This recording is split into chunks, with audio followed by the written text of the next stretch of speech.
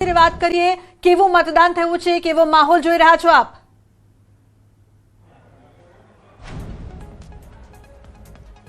લુબના જે રીતે અમદાવાદ મહાનગરપાલિકાની અત્યારે ચૂંટણી પ્રક્રિયા માટે મતદાન થઈ રહ્યું છે અને આપને દ્રશ્યો પણ બતાવવા માંગીશ કે અત્યારે અમે આંબાવાડી વિસ્તારના સીએન વિદ્યાલય ઉપર આવેલા બૂથ ઉપર છીએ. જો કે અત્યારે નિરસતા જોવા મળી રહી છે, પરંતુ વહેલી સવારે જે માહોલ જોવા મળી રહ્યો હતો કે લાંબી કતારો પણ જોવા મળી હતી કે લોકો મતદાન કરવા માટે આવી રહ્યા હતા. અત્યારે જે રીતે અમદાવાદ શહેરમાં ગરમી પડી રહી છે, એટલે કે 44 ડિગ્રી આસપાસ તાપમાન છે તે નોંધાઈ રહ્યું છે અને ગરમીમાં અત્યારે લોકો મતદાન કરવા આવતા હોય છે, પરંતુ મોટાભાગના લોકો જે વહેલી સવારે મતદાન કરવા માટે આવી ગયા છે. અત્યારે નીરસ માહોલ છે તે જોવા મળી રહ્યો છે. મહાનગરપાલિકાની વાત કરીએ તો સરેરાશ 30 થી 35% જેટલું જ મતદાન છે તે મહાનગરપાલિકામાં થઈ રહ્યું છે. એટલે કે હજુ પણ લોકો મોટાભાગના બાકી છે કે જેઓ મતદાન કરવા માટે આવ્યા નથી, પરંતુ 6 વાગ્યા સુધીનો જે સમય છે, એટલે કે હવે લાગે છે કે જ્યારે ગરમીનું પ્રમાણ થોડું ઓછું થશે ત્યારે ફરી એક માહોલ છે તે બૂથ ઉપર જોવા મળશે. જી બિલકુલ વિભુ, આભાર સમગ્ર માહિતી બદલ. તો ગરમીને કારણે એના ક્યાંક ને ક્યાંક મતદાન ઓછું જોવા મળી રહ્યું છે. બિલકુલ, અને એક બાદ એક ન્યૂઝ 18 ગુજરાતી પર અમે આપને આંકડા પણ પહોંચાડી રહ્યા છે, એકદમ વિશ્વસનીય અને સચોટ આંકડા ન્યૂઝ 18 ગુજરાતી પર, અને તમામ વિગતો આપી દઈએ ક્યાં કેટલું અત્યાર સુધી મતદાન નોંધાયું છે. સાગબારા તાલુકાની વાત કરીએ તો 61.2% મતદાન નોંધાયું છે, જે ખૂબ સારું મતદાન છે. જાંબુઘોડા તાલુકા પંચાયતમાં 60.8% મતદાન નોંધાયું છે, એટલે લુબના નગરપાલિકામાં સૌથી સારું મતદાન નોંધાયું છે. તાલુકા પંચાયતમાં સૌથી સારું મતદાન નોંધાયું છે. બિલકુલ જી બિલકુલ. તો પાલનપુરથી સંવાદદાતા મૌલિક પણ આપણી સાથે જોડાઈ ગયા છે. મૌલિક, પાલનપુરની વાત કરીએ, કેવો માહોલ જોઈ રહ્યા છો? અત્યાર સુધી કેટલું મતદાન થયું છે મૌલિક?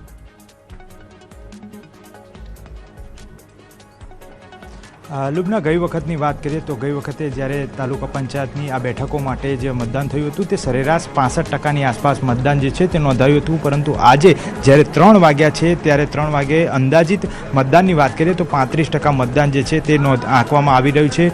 આપ જે આ જગ્યા જોઈ રહ્યા છો તે કાણોદર બેઠક છે તાલુકા પંચાયતની, અને તેમાં ગ્રામ્ય વિસ્તારો જે છે તે આવતા હોય છે, અને તેમાં ક્યાંક ને ક્યાંક હીટવેવની અસર જે છે તે ચોક્કસથી જોવા મળી રહી છે. કારણ એ છે કે અત્યારે હાલ 43 થી 44 ડિગ્રી તાપમાન છે, અને બપોર સુધીમાં જે મતદાન થવાનું હતું તે 35%ની આસપાસ મતદાન જે છે નોંધાઈ રહ્યું છે. અત્યારે હાલ આપ આ દ્રશ્યો જોઈ શકો છો, તમામ બૂથો જે છે તે બૂથો ઉપર નહિવત મતદારો જે છે તે વોટિંગ માટે આવી રહ્યા છે. એકલ લોકલ મતદારો જે છે તે અહીંયા આગળ પહોંચી રહ્યા છે, પરંતુ એવું દ્રશ્યો જોઈ એવું લાગી રહ્યું છે કે કદાચ જો મતદાન મથકો ઉપર સાંજના સમયે જો કદાચ મતદારો પહોંચે તો તેમના માટે સમય વધારવાની સંખ્યા જે છે તે નોબત આવી શકે છે. પરંતુ અત્યારે હાલની પરિસ્થિતિની વાત કરીએ તો હાલ આ જે પ્રત્યક્ષ પરિસ્થિતિ દેખાઈ રહી છે, કાણોદર તાલુકા પંચાયતની બેઠક છે જે પાલનપુર વિસ્તારમાં આવે છે, અને તેની જ અંદર આ પ્રકારની પરિસ્થિતિનો માહોલ જે છે તે જોઈ શકાય છે.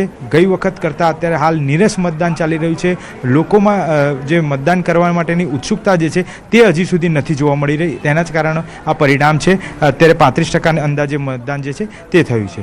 જી બિલકુલ મૌલિક, આભાર સમગ્ર માહિતી બદલ. બિલકુલ, અને હવે સમાચારમાં વાત અમદાવાદની કરીએ. કુબેરનગર વોર્ડમાં મતદાન દરમિયાન માથાકૂટ થઈ. ભાજપ કોંગ્રેસના કાર્યકર્તાઓ વચ્ચે મારામારી, છૂટા હાથની મારામારી થઈ.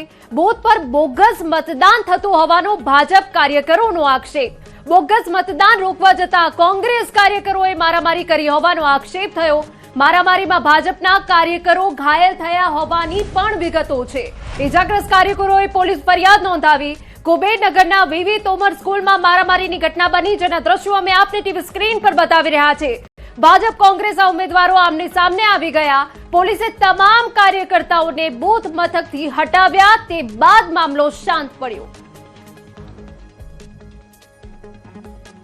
કુબેરનગર વોર્ડની અંદર મતદાન પ્રક્રિયા દરમિયાન જે વીવી તોમર સ્કૂલ છે, હાઈસ્કૂલ છે, ત્યાં એ સમય દરમિયાન ભારતીય જનતા પાર્ટી અને કોંગ્રેસના કાર્યકર્તાઓ આમને સામે આવ્યા હતા અને મારામારી જેવી ઘટનાઓ બની હતી. છૂટાહાથની માર જોડાયા છે ભારતીય જનતા પાર્ટીના કાર્યકર્તા, જેઓ ઇજાગ્રસ્ત થયા છે. સુરતસિંહ, શું આખી ઘટના બની હતી? આપની સાથે આપણા સાથી પણ ત્યાં હતા, કોંગ્રેસના પણ એક આગેવાનો કાર્યકર્તાઓ પણ ત્યાં પહોંચ્યા હતા, ઉમેદવારો પહોંચ્યા હતા. શું આખી ઘટનાક્રમ બન્યો છે? હકીકતમાં એવું હતું સાહેબ કે અમારા દીકરાઓ વોટ આપવા ગયા, એટલે એમના વોટ ખોટા નખાઈ ગયા હતા. એટલે અમારા મોટા ભાઈ એડવોકેટ છે એ ત્યાં ગયા, તો આ બધા ઝપાઝપી કરીને પહેલાં મારા ભત્રીજાને એને માર્યો. એટલે બધા ટોળું વળીને ઊભા હતા, 50-60 જણા. સીધો ગયો, મને ખેંચીને લાત અને ગુસ્સે બધું મારવા માંડ્યા. ફરિયાદની પણ તેઓ નોંધવા માટે તજવીજ અહીં હાથ ધરી છે. પણ ચોક્કસ અમદાવાદ શહેરના જે કુબેરનગર વોર્ડ છે તેની અંદર જે કાર્યકર્તાઓ ભારતીય જનતા પાર્ટીના કાર્યકર્તાઓ આમને સામને અહીં જોવા મળી રહ્યા હતા. બીજા બે માણસો બેઠા છે. કેમેરામેન અમિત શર્મા સાથે પ્રણવ પટેલ, ન્યૂઝ 18 અમદાવાદ. તો બીજી તરફ અમરેલીમાં મતદાન દરમિયાન કાર્યકરોનો હોબાળો. મોટા આંકડાકી બેઠક પર આપ અને ભાજપના કાર્યકરો સામસામે આવી ગયા. ભાજપનો ડુપ્લિકેટ મતદાન એજન્ટ હોવાનો આપ કાર્યકરનો આક્ષેપ છે. આપના કાર્યકર હાર્દિક વઘાસણીયાએ સોશિયલ મીડિયા પર લાઈવ કરીને આક્ષેપો કર્યા છે. આપ અને ભાજપના કાર્યકર્તાઓ વચ્ચે ટપલી દાવ થયાની માહિતી છે. પોલીસે મામલો થાળે પાડ્યા બાદ શાંતિપૂર્ણ માહોલમાં મતદાન યથાવત છે.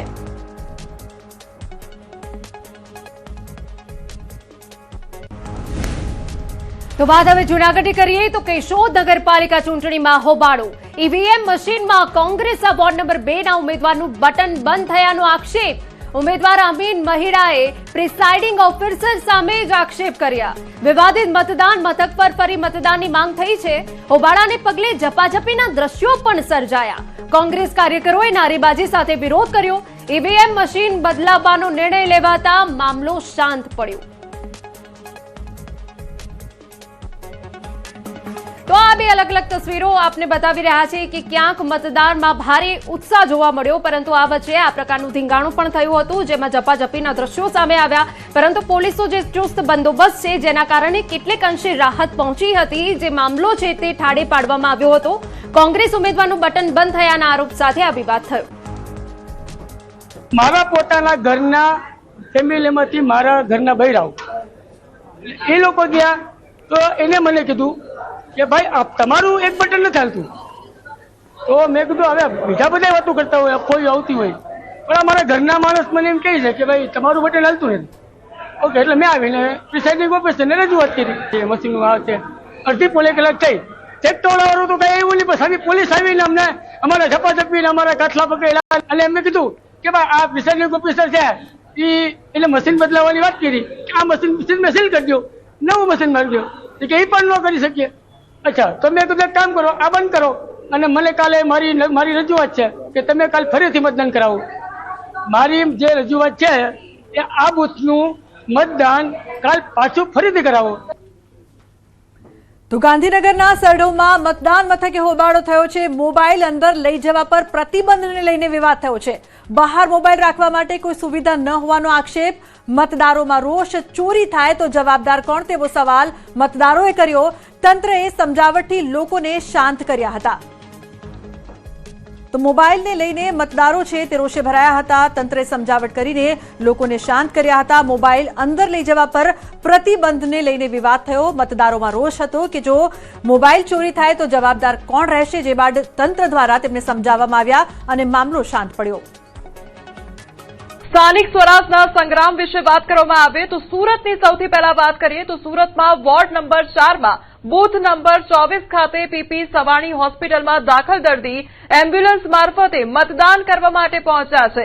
એક દર્દી પણ મતદાન મથકે પહોંચ્યા છે અને તેમના દ્વારા મતદાન કરવામાં આવ્યું છે.